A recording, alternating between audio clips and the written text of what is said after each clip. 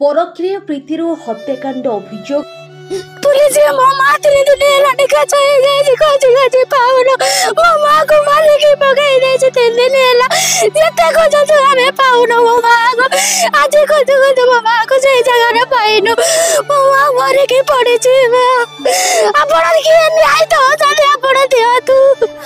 आगे गुना दास को हमें संध्या करू आगे ता पूरा पूरा आगरू यात्रा मु झगड़ा जाटी दिला आगे से अरेस्ट हेतिला ए बेल वाचला परे मो माँ को धमक देला धमक देला परे मो माँ को कहला तू राती बारी न बोला ते मारी देबी मो माँ राती 4 जाड़ा आसी बारू से मारी देजी आमे गनो दीदी घर मते काम कर जाय छी आमे 8 9 लाल को कोदिला को मो माँ नाइ 3 दिन गाड़े सारा को जो देखिला मो माँ को हमें पाउना। हाँ दर्शक बंधु परक्रिया प्रीतिर हत्याकांड अभियोग 4 दिन तलू महिला निखोज होता नहीं थाना स्वामी करथिले अभियोग। रामचंद्रपुर थाना अलते पंचायत जनार्दनपुर पाटना गाँव में महिला गलित मृतदेह को नहीं चंचल सृष्टि होइछि। गाँवर बुलू दास नामक व्यक्ति पत्नी सुकांती 4 दिन तलू निखोज होता नहीं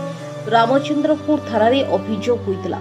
तथ्य अनुसार सुकांती गाँवर कृपा सिंधु दास सहित अवैध संपर्क थिला।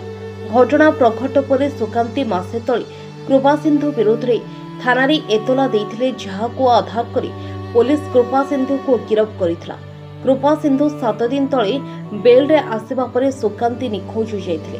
गतकाली पुलिस संध्यारे कृपा सिंधु को अटक रखी पचराउचरा पर छाड़ी देइथिला। तेबे आज गाँ निकट एक नाल निकटर सुकांती गलित मृतदेह उद्धार पर एबे चर्चा जोर धरी छेड़ी चला बोला कोई नहीं बसना हो आसिक देखला बड़को मरी के पकई दे मारे के हमें किसी जगह खोजी ना पाइनु ना तो कौन करू फांसी दरकार पुतुरा को दादा को निहाती फांसी दरकार से 2 जन सज्ञा करके मो बो को मारी बेल न मिलो सीधा फांसी दंड मिलो दादा घर जबरदस्त उठाई गाड़ी के केन्दुझर गणेश्वर सांग रिपोर्ट ओडिया समाचार लाइव।